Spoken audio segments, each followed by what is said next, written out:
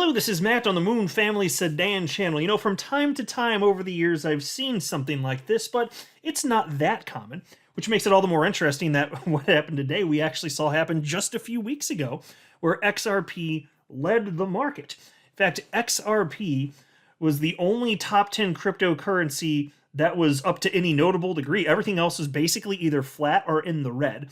And at its height earlier today, that I saw anyway, XRP was up somewhere in the neighborhood of 6%. So even though the entire asset class, of course, does still move in tandem, it is interesting seeing these individual breaks for XRP, which I was told a couple years ago by now would be either worth 0 or certainly out of the top 10. But here it is, ba-bam, at number 6 still, with a lot of smart and wealthy individuals and institutions betting currently.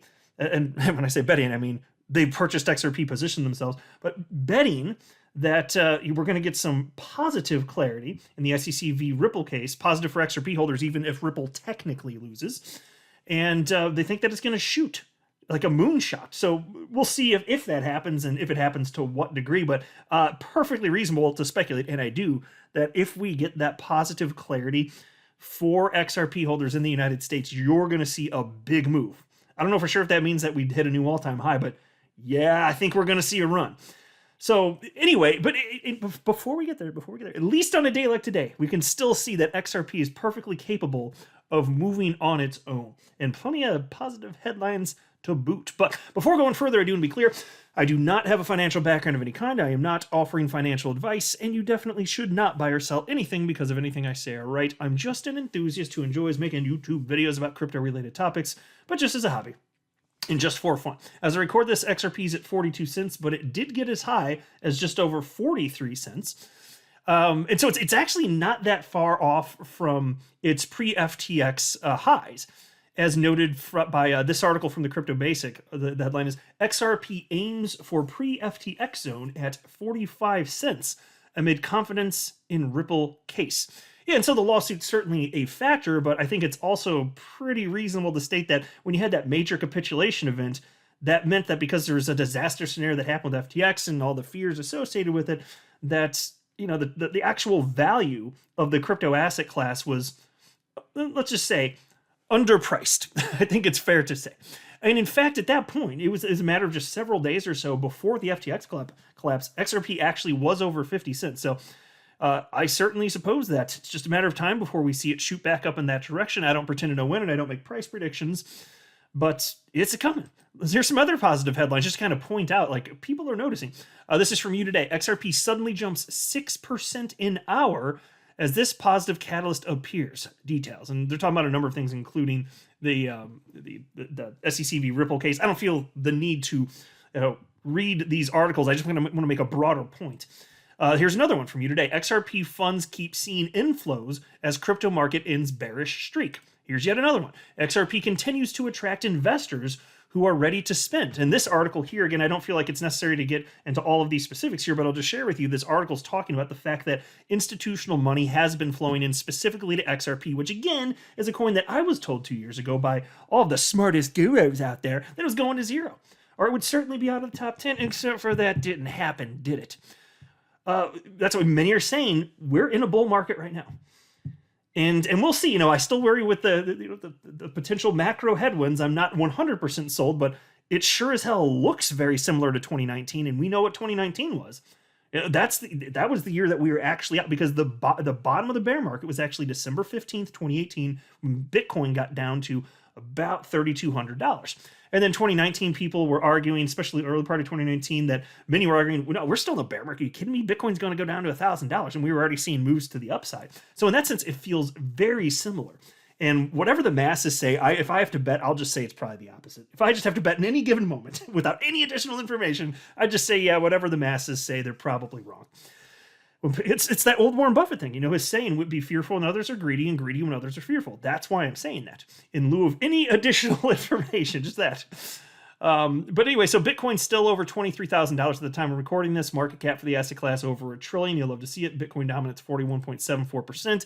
Crypto Fear and Greed Index 52 out of 100. That's neutral, baby. The lovable, cuddly little lemmings out there, the retail lemmings that were previously plunging off a cliff one after the other. They're no longer doing that. They're feeling neutral. Which is good. They're not euphoric yet, but they're not having trouble sleeping. So I do like to see that. And then there's also this article from Cointelegraph, and they're suspecting that it's possible in the short term XRP could be hitting 51 cents. So there's no shortage of analysts out there suspecting that it's certainly possible that that XRP could hit that type of level, and not just that, but for the entire crypto asset class, that type of direction is what is more probable. Take a look at this tweet from chart analyst Credible Crypto, one of my personal favorites, and he's talking about the S&P 500.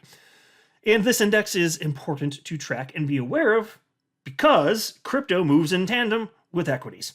So here is what Credible Crypto had to say just this morning. He said, talks of rate hikes slowing to 25 basis points as inflation decreases for 6 consecutive months. Meanwhile, the S&P 500 has made a picture-perfect retest of prior all-time high and looks ready to head back up. All that panic and fear for what? So a couple of things on this. As far as what's going to happen, maybe we see 0.25 basis point increase at the end of this month during the next FOMC meeting. And if it's the same as we saw in December and it's 0.5 basis points, fine. It's probably going to be one or the other. I'd be very surprised if you see it go up or to zero. I doubt that. But whether it's 0.5 or 0.25, you're not going to have markets flipping out. So we're already past that. It's part of what the question is at this point is it's like, how much do you need to continue to increase rates to get to the point where inflation uncontroversially is not an issue at this point? Because again, if you look month to month, yes, inflation down. If you look year over year, obviously it still looks like kind of a disaster.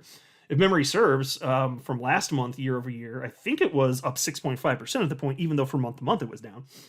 So I don't think that you're going to see the Fed ease off completely here, but people aren't being as freaked out. And in fact, again, look at the chart that's on your screen. This is the S&P 500, which I prefer to look at over the Dow Jones since you get a broader sample. And I like it more than the NASDAQ composite because it's, NASDAQ, more tech heavy. So you get like a broader look at what's actually going on rather than just a more of a specific sector or just because with the Dow Jones, you understand that's 30 companies. Here we're talking about 500. So you get a broader snapshot of what's going on. Well, again, it's on your screen right there. You can see what's been happening. As Credible Crypto points out, all that fear and people were paying. Look at how disastrous 2022 was. And look, there's no way to know for sure. And I always say this too. So because I'm not making predictions, and just to be fair, I'm just drawing on previous data. After you have a disaster year, historically, just like we had in 2022, historically, that does mean the following year, what is most probable, though not certain, what is most probable is that you are going to see a much more rosy scenario. Credible Crypto is pointing out, well, look at that. All that fear, all that panic, the end of the world, people selling, dogs and cats living together, and for what? It's nonsense, which is why, when I see capitulation events, all that does is entice me to buy more, which is what happened when we had the capitulation event with FTX in November. I made some of the largest purchases in my entire life in the world of crypto. And then there was also this from Credible Crypto. He says, lows swept, and this is a Bitcoin USD chart. Lows swept, juicy highs above, would be the perfect time to put in a nice running flat before continuation up. And so he is one of the analysts that does think, we're out of the bear territory. Doesn't mean you can't have, retracements to the downside.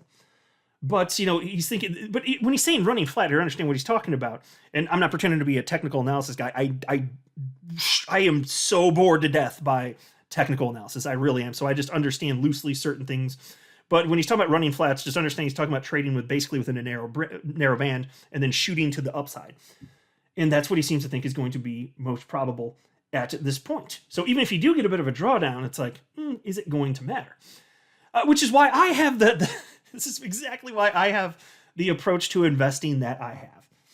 It's just, the only downside to my approach, because it's the most unsophisticated, least sexy approach to investing on the entire damn planet. The downside is that I don't have anything to sell you. You listening to this, I have nothing to sell you. If only I were a chart analyst, I could sell you a course for $100 and make a ton of money. But what would my course even be if I sold the course? Can you imagine that?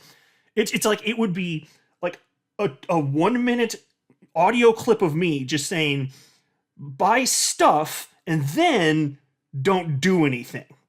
The end, you've graduated. Now give me $100. you imagine?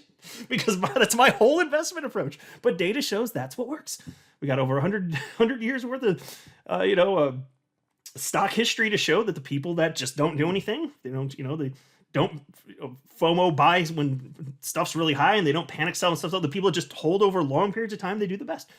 Same data is true with the over the decade worth information we've got based on the crypto asset class here, which is why I firmly stand by my very boring, unsophisticated approach to investing is the best approach for the typical person.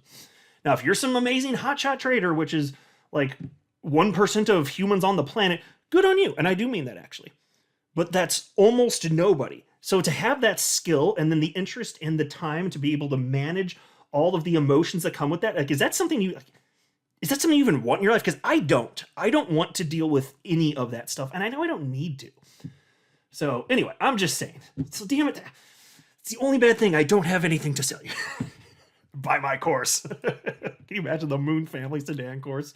Do nothing. Here, I'll tell you that one for free. That you get that one for free. That's my whole course. You just heard it, just right there. You've got all the knowledge that you need right there. Not literally, but you know what I'm saying. And then there was this from Chart Analyst Income Sharks. He's talking about Bitcoin here. Bitcoin. Just want to be clear that if we get down to this gap, it's 100% a play to buy. And I'll just pause a note for those of you not looking. Again, this is a Bitcoin CME futures, but he's noting the range in which you would buy, which is right around here. And then he says, chances are if you are seeing this tweet in the future, the candles will be red and you'll be second guessing buying here. Yeah, so if you're talking about the lower 20,000s basically for Bitcoin, which is what he's talking about here, what inevitably happens, we've been seeing all the moves to the upside. And yeah, you do have people FOMOing in today, literally FOMOing in today. But then when price go down, ooh, I no longer want to purchase. Stuff goes, it's the only thing, I'm telling you, stocks and crypto, they're the only things on the planet that can go on sale and that makes fewer people want to buy them.